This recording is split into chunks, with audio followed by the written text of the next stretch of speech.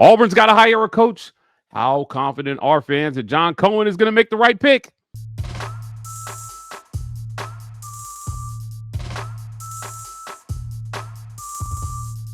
Welcome on into the Auburn Express, powered by the War Report. I'm your host, Mike G. Turn us on, turn us up, we'll turn it out. I'm here with Taylor Davis, sideline reporter for ESPN, to talk a little Auburn football here on a Wednesday morning. Taylor is not only a sideline reporter, she is a former Auburn grad, and Auburn is buried deep in her heart. She bleeds orange and blue the same way we do.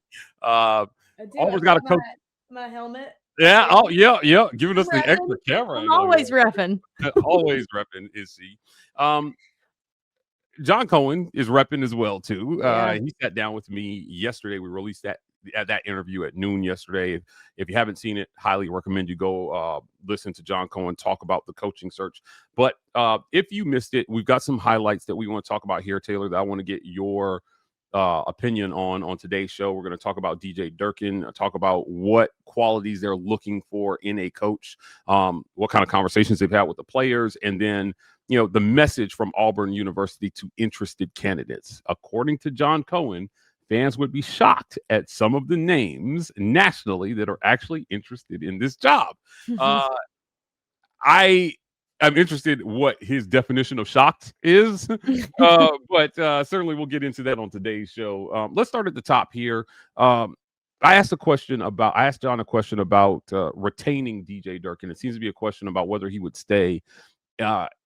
At this point, I think we can all agree. I think he's interested in being Auburn's next head coach. Yeah. If he's passed over for the job, would he stay and coach under the next guy?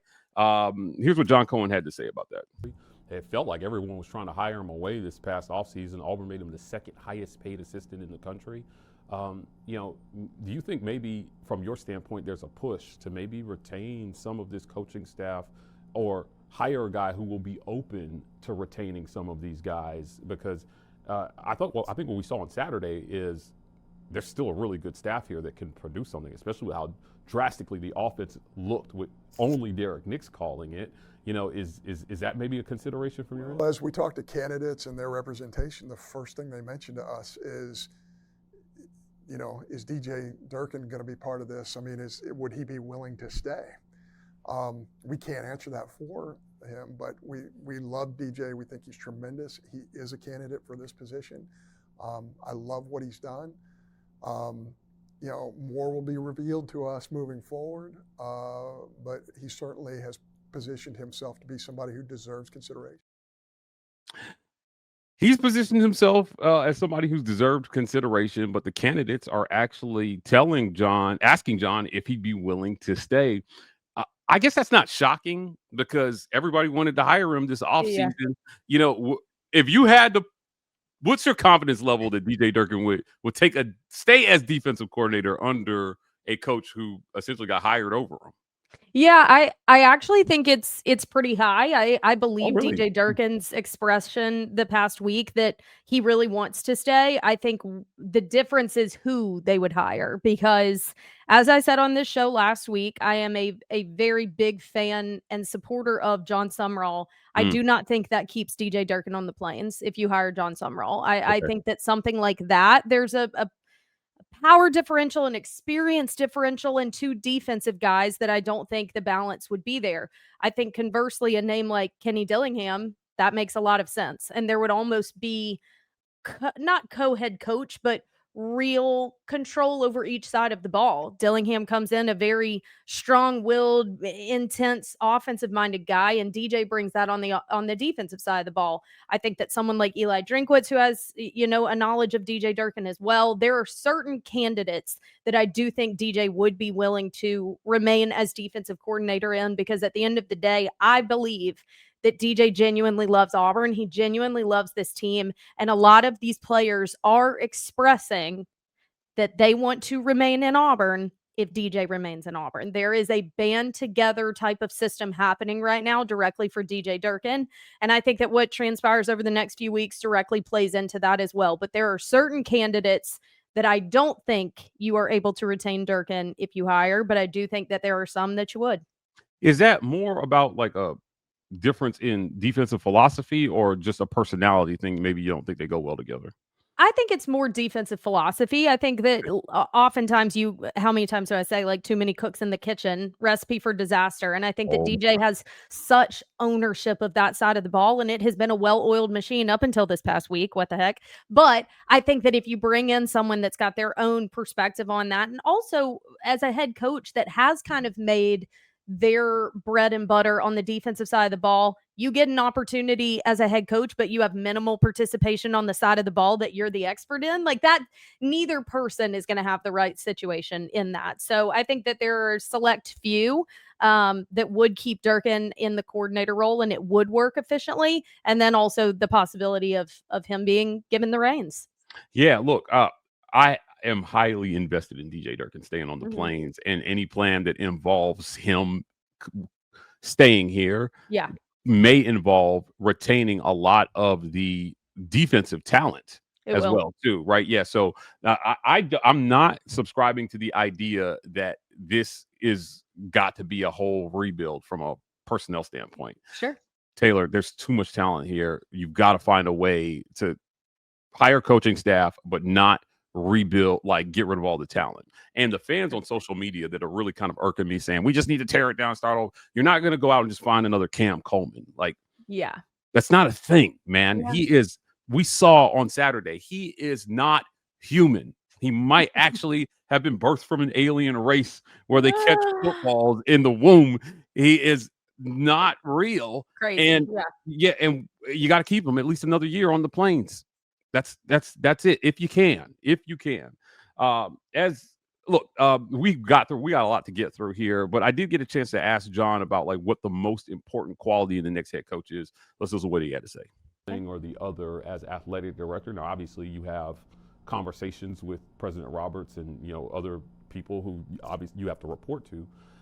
But what's the number one thing you think maybe is most important in Auburn's next head football coach? Well, my goodness, how many times did I say this a week ago?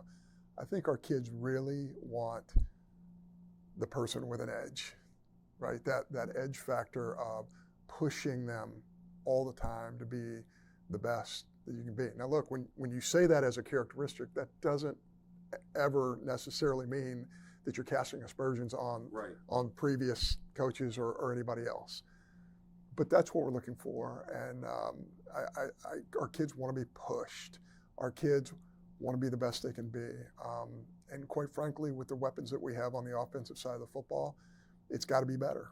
It's got to be better, and it's going to get better because the kids have to be pushed. The kids have to be in a position through preparation to show what their skill level can do in SEC football games, and we have to get somebody in that seat who's going to get that out of not only our offense, but our defense as well.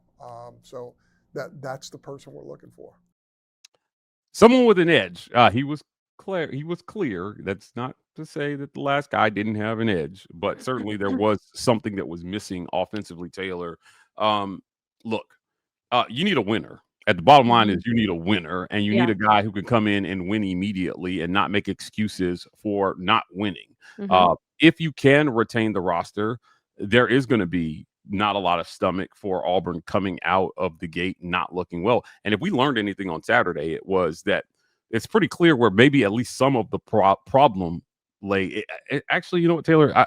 If I can be blunt, it's crazy to me to think that if Hugh had just given play calling to Derek Nix, he'd still be the coach here, and he might be the most beloved coach in the history of Auburn. Was it ego? What was it that kept him from just trusting the guys that he hired here? No idea.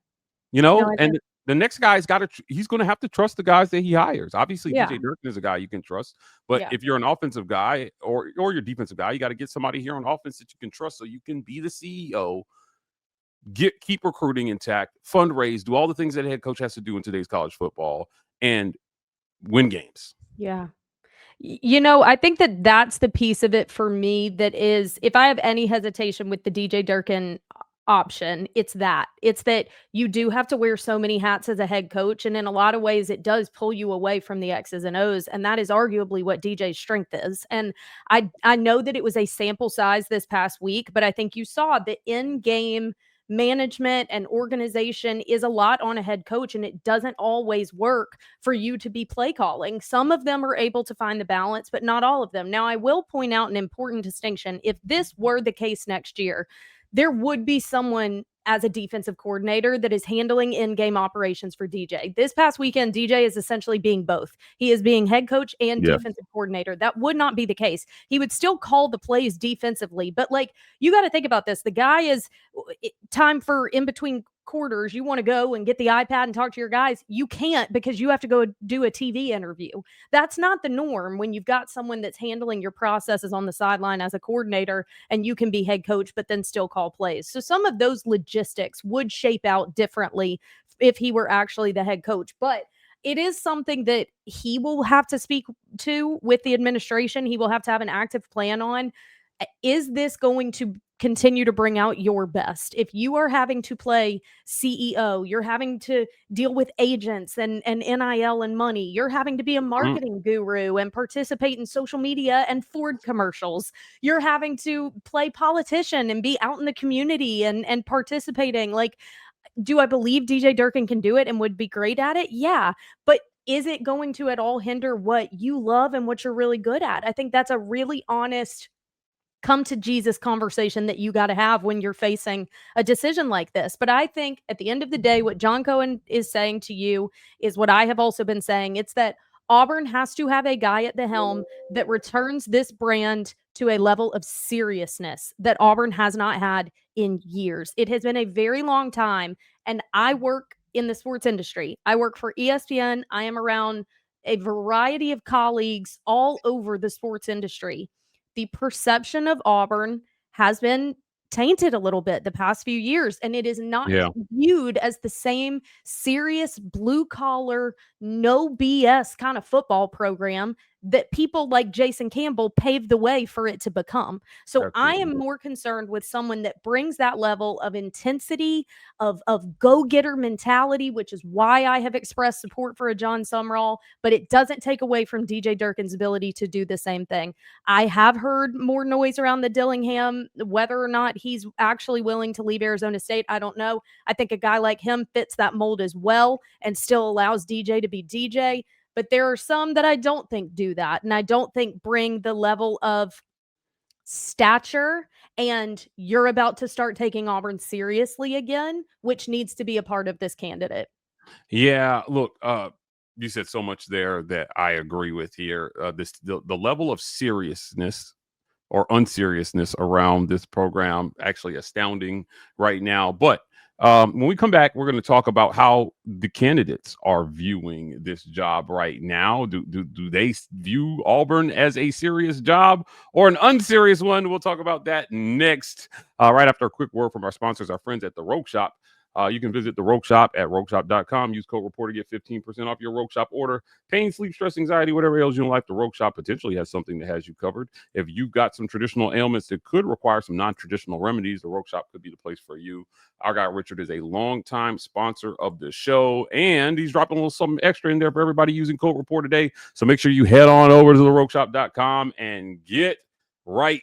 We appreciate them for sponsoring this segment. Also want to thank our friends at Abel's Iron Amore and Associates. That's AMA. Retirement planning is critical no matter what your circumstance. If you're young and just getting started, retirement might be the last thing on your mind, but developing a plan early can have a huge impact on your long-term financial success. If you're in the middle of your career or starting to see retirement on the horizon, it's just as important to review your situation to ensure you're on track to maintain your lifestyle when you do. Abel's I Know More and Associates is the firm to contact. They offer a no-cost initial consultation. They don't sell products, and they won't give you a sales pitch. Instead, you'll get a clear picture of whether you're positioned well for your eventual retirement and whether their approach to investing and asset management is good for you. Call Abel's I Know More and Associates at 912-777-4128. or visit aimainc.com. That's aimainc.com. The War Report has been compensated by Abel's I Know More and Associates for this endorsement.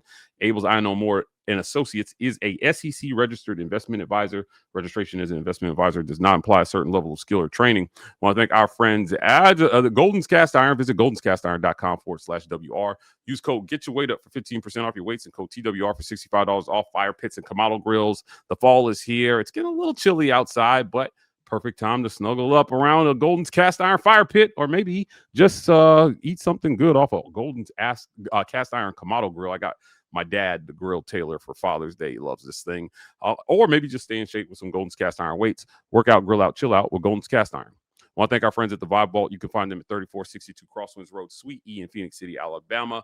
That's right across the street from Chattahoochee Valley Community College, next to the Renfro Supermarket and the Marco's Pizza. The Vibe Vault. Get fresh for the weekend with the Vibe Vault. I got to go see them today to get a little beard trim. My guy Steve Watkins has a great barbershop environment where you can have a beer, kick back, get trimmed up, and come out looking fresh and ready for the weekend. The Vibe Vault, not just barbers, lifestyle consultants. Let's jump back into our conversation here. This was, I think, one of the best interviews I've ever done. I love sitting down with John Cohen. Awesome. A close second would be my interview with you when Hank Brown got the starting job. I love that. That's what I was waiting on. Thank you. we did a pretty good interview too. Folks seemed to like that. Good. But look, I asked him a number of things during this interview, and it was about, one of the things was about the message to the candidates here. There's an idea nationally that somehow Auburn, you're not going to get time to build if you come to Auburn. They're just going to fire you. I think, yeah. One of our fellow members in the media, and I don't want to call him out directly, but like he went on the next round, had this ridiculous take about Auburn being little sister, and the expectations just being ridiculous. I think the expectations are right in line with the investment.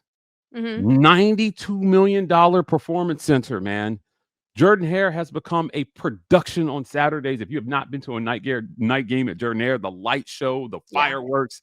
I mean, they have invested in making this a program, and I think that any coach who is interested in the job would be interested in all that. But let's listen to what John Cohen had to say about it. What's your message to any candidate who might be qualified but interested in the Auburn head coaching job about the type of support that they're going to get here? You made a lot of financial moves to put Auburn in a good position to compete. And it seems like that should be attractive to anybody. Yeah, what's surprising about this is not really surprising, but what's interesting to me about this is it's not the messaging we have to the candidates, it's the candidates messaging to us. Do you realize how good a job this is? Do you realize how many great kids you have in this program? Do you understand how talented your roster is right now? I mean, we've had candidates say to us, we have top 10 in the nation talent, and I don't doubt that for 1 minute. I think we do have top 10 talent, and that is because, and I'm going to give Coach Freeze some credit here, he, along with our staff, have really upgraded the talent on both sides of the football. But for whatever reason, it just hasn't happened on the offensive side of the football. It became stagnant, and I mentioned this before in a presser a week ago. If we just had average offense, I mean, just average numbers on the offensive side of the football. Yeah, we're probably a one-loss. Worst case scenario, I think we're a two-loss team, and we're still in that hunt for the CFP. But that, unfortunately, didn't happen, and we have to find out exactly why that happened, and we have to make an adjustment at the top and find somebody who can make that adjustment for us. John Cohen repeating that adage that if we had even an average offense, we'd be a two-loss team at worst and still in the hunt for the college football playoff here. But the facilities are top notch, right? We don't have the clip, but at the end of this interview, I did ask him if Auburn was ready to break the bank for a coach, meaning $10+ million. And he said, we're going to do whatever it takes to get the right guy. Yeah. But apparently there are a lot of guys interested in the job who are not so focused on the money. They just want to come someplace where they feel like they can win here. Are Auburn fans delusional, Taylor, about what is possible here in today's college football? I know Auburn has won a national title in recent memory, but the game has changed since Cam brought home the title, or even since Nick Marshall took Auburn all the way there in Pasadena. I was there. Is this realistic? I think absolutely. I think that it's rooted not just in investment, but in reality. I really do. I think that when you look at what Auburn continues to bring, even when it's against the odds, how many of these games have you been trigger warning, close in. You've been close even with teams that weren't as good as your competitors. And it's because you have every resource imaginable. You have a fan base that refuses to give up on their team. They absolutely refuse to stop showing up. A head coach would love that. Like, no disrespect at all, but Ole Miss, why aren't you filling your stadium? You have the number 6 team in the nation. You're headed for a playoff. Your head coach is being talked about for 85 other jobs right now, and you can't even fill the stadium when we've got a handful of home games left. Like, that to me is the glaring difference in Auburn versus so many other places in the country. And I think that when you look at where it's located, right in between, there's a lot of good talent in state, don't get me wrong, but you're also right there by Atlanta, and Georgia high school football is incredible. Yep. You've got, the opportunity. I don't see it as a burden to play Alabama and Georgia every year. You've got an opportunity to play the top 2 brands in the conference every single year, both games rooted in a piece of rivalry and pride. So you're going to get the best out of all the athletes on the field. If you're a true competitor, that's what you want to be in the game for anyway. Auburn gives you an opportunity to be your best and to have the best. I really, really firmly believe that. And I think coaches across the country, specifically coaches that have been on the other side of the field and played against Auburn, know what it's about and know what they could have supporting them if they come there. Players are wanting to be there. Talent is wanting to be there. Fans are wanting to be there, whether it is showing up in wins or losses. That is something that you want to be a part of. And you have a great opportunity every single year to end up with a playoff bid because you are guaranteed top tier competition every single regular season. You compete with the best. You could end up being the best. So I firmly believe it's a great job. You don't have an issue when it comes to NIL or community backing or resources, any of that. You've got everything at your disposal. And you've got a great infrastructure for former players to still be a part of it, alum that have gone on and had a lot of success, still being a part of this thing. I know a lot of current players that have great relationships with older players. You have everything you need at Auburn. I think that what you've seen across college football, not just Auburn, is that the right fit for head coach matters. And I know a lot of people are tired of hearing that, but it's freaking true. How many years did we look at Texas A&M and wonder why they couldn't win games? Because you have absolutely everything you need monetarily, talent-wise. You're getting 5 stars left, right, and center, and you can't even get to an SEC championship in all the years you've been in the conference. Not one. You get Mike Elko at the helm, and look what's happening. Yeah, they're poised. Coach matters. Coaching matters. Like, the right fit. I'm not dissing any coach that doesn't work at a certain program, but fit matters. Brian Kelly was not going to be successful at LSU. Texas A&M wasn't going to be successful with Jimbo Fisher. And unfortunately, Auburn was not successful with Hugh Freeze. So who you go get matters, but you are not missing many other pieces outside of that. Yeah, look, you can win at Auburn. And I like what you said about it's not a burden to play Alabama and Georgia every year. It's an opportunity because there is no world you won't get stuck in that hole that you find in other conferences where you had a great run with 1 loss, but your schedule was too weak. Yeah, who did you beat? No way. Not happening in the SEC. And I think that you brought up Jason earlier, but 2004 Auburn really changed college football forever. Yes, it did. After that team got left out, no SEC team would ever run the table and get left out of a chance to play for a national title. Yep.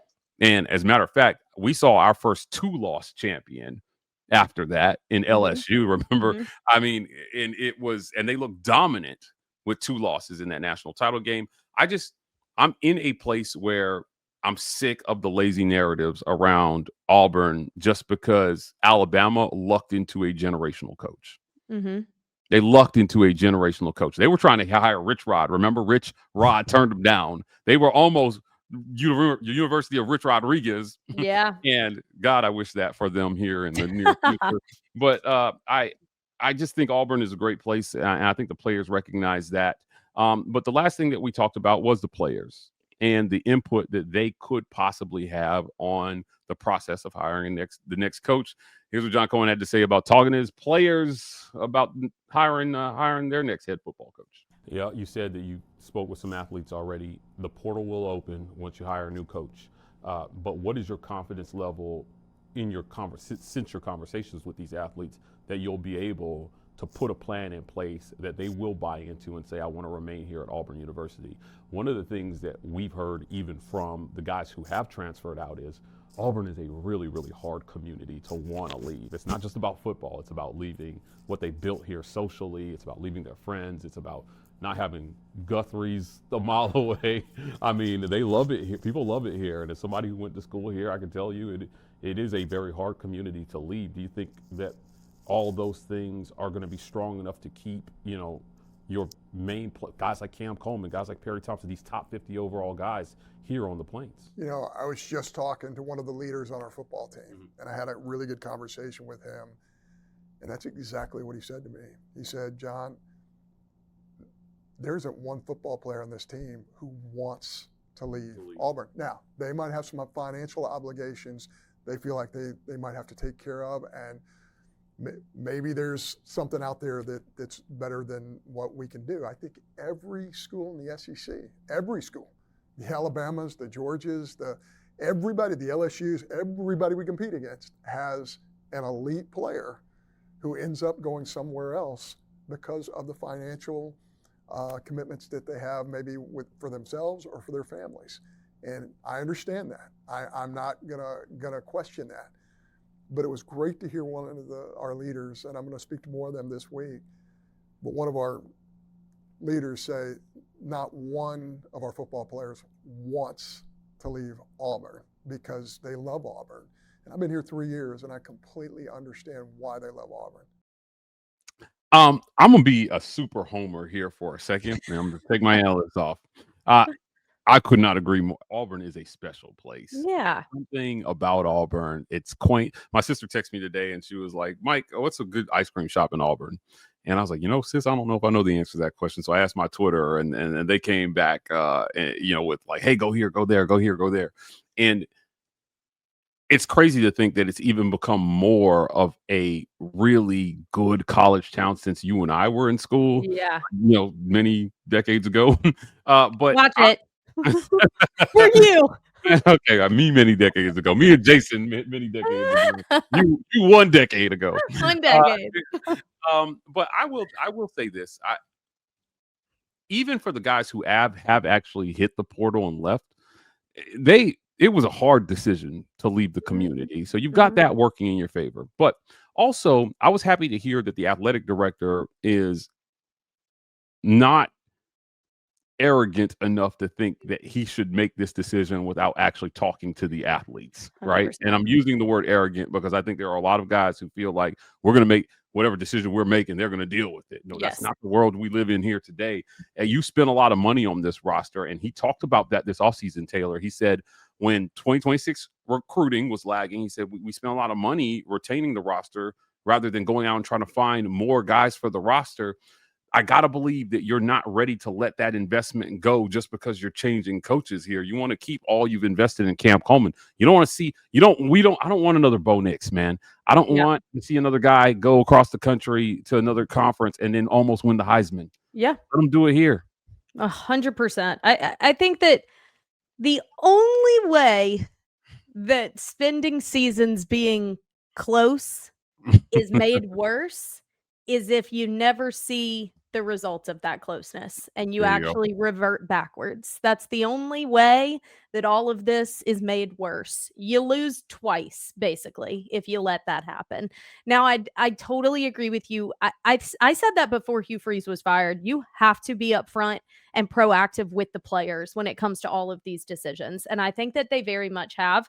It's who they're talking to that's going to matter, though, because it cannot become a mob mentality and the players have all the there still has to be a proper level of authority associated with this, but it should very much be with the players' opinions and perspective and experience in mind. Guys like Cam Coleman, guys like Xavier Atkins. How do you keep a guy like that on the Plains? Like, I can't overstate how impactful this guy has been. And he has more years of college ball. Some people thought he was an older transfer. He's not. He should be back on the Plains next year if this is handled well. Eric Singleton Jr. can come back.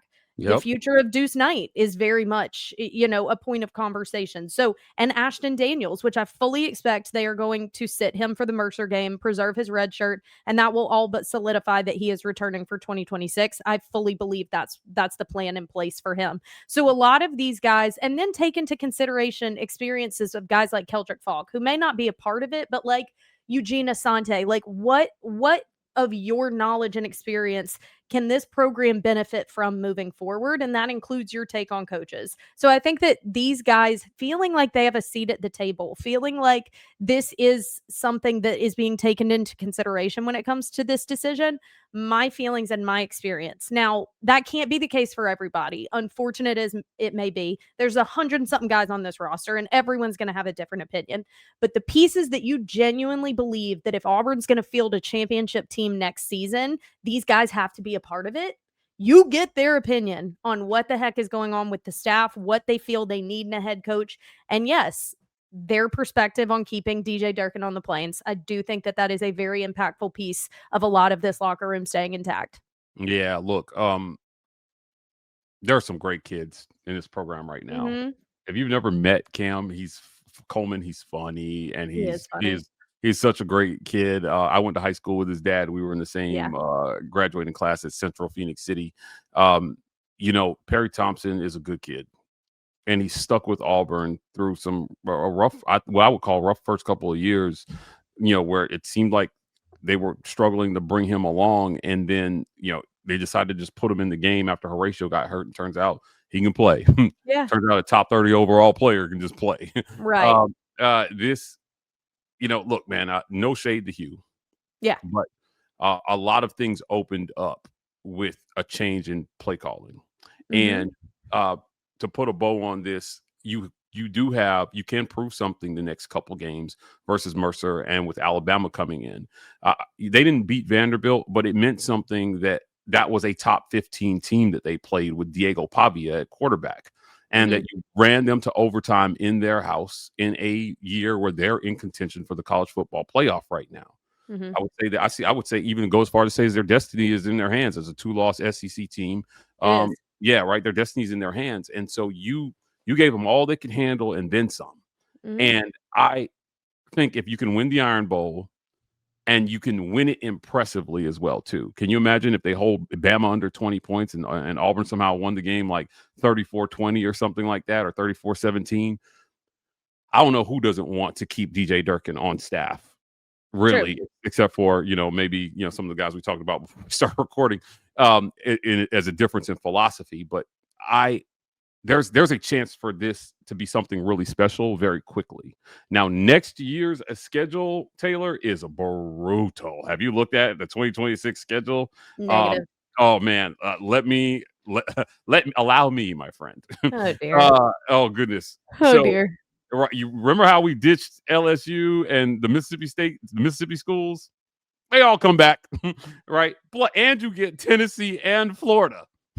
Wait, we play LSU next year? Oh, yeah.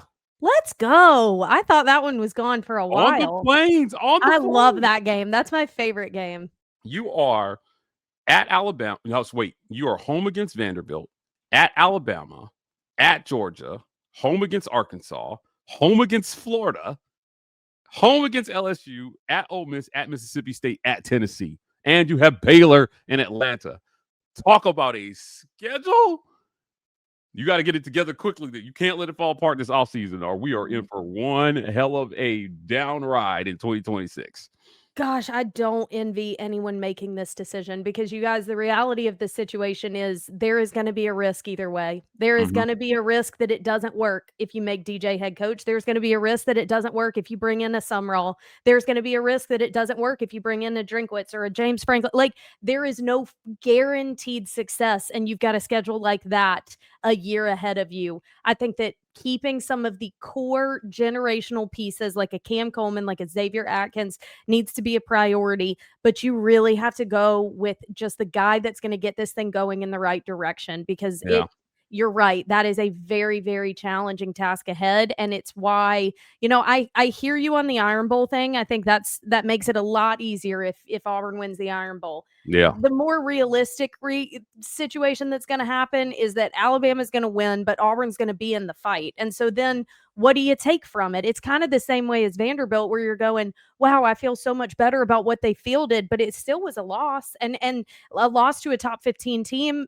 True, but so was Georgia, so was Oklahoma, so was Missouri. The difference is you actually saw offensive progression, but the defense didn't play as well as they did. So I'm not sure we have enough just yet to know exactly without denial what the right answer is. And so the administrative staff has to do their due diligence in interviewing as many people as they possibly can, getting real plans in place of what the next few weeks look like after season. You got to hit the ground running fast, and then ultimately have a fan base that is prepared to back whoever the guy is at the helm, because we have a lot ahead of us, as you just pointed out. Yeah, look, DJ Durkin with some interesting decisions. Source tells me that they are absolutely going to sit Ashton Daniels to save us. Yeah, it's the right thing to do. You can't ask them to burn a red shirt in a season like this. But more interestingly, my source tells me that Deuce Knight is going to be prepared to start that game the next 2 weeks. So Auburn fans will get a taste of Deuce Knight here versus Mercer with Jackson as the backup. I love this move. And again, if you want to hold this roster together, show these players a plan that they will buy into. And they've already said they love Ashton and they want to play with Deuce. Yeah. And so, do those things over the next 2 weeks, man. I think we've seen enough of Jackson Arnold. That's no shade to him. I appreciate everything he's done for Auburn. Yeah. He did you got a pretty penny. Yeah. And he got paid to do it. Yeah. Lucky you. Very Just don't go flashing it on social media like Zach Calzada, please. Oh my God. Ridiculous. Taylor Davis, sideline reporter for ESPN. Always appreciate your insights, my friend. Before we get out of here, tell people where they can find you. Thank you very much for having me, Mike. You can find me on all social media platforms at Taylor Beth Davis. You can find my SEC podcast with Jason Campbell, which is SEC State of Mind, wherever you get your podcasts. We also do video format on YouTube. This week, David Pollock came on and broke down everything that's going on in the playoff race for the SEC. I also got his take on Auburn's coaching vacancy. So really good episode from us this week. And then I will be on the call for USF at Navy this weekend. Huge matchup in the American, as that race is very, very tight at the top, and all signs point to at least one of them ending up in the playoff for that group of 5 spot. So that'll be noon Eastern on ESPN2. I love David Pollock. Love that you guys had him on. But hey, if you guys love what John Cohen had to say, let us know what you think about Auburn's athletic director and his message to the candidates, his talks with the players, all things John Cohen here. He's got to make the right choice. We want to know, what is your confidence level 1 through 10? Can he get this higher right? Will he get this higher right? Hit the comments, let us know. And while you're in the comment section, do us a favor, smash that super thanks button. Your financial support helps keep the work that we're doing here going. Please hit like and subscribe. We are the War Report on every social media platform. TW Report on TikTok. We're signing off, and as always, War Eagle.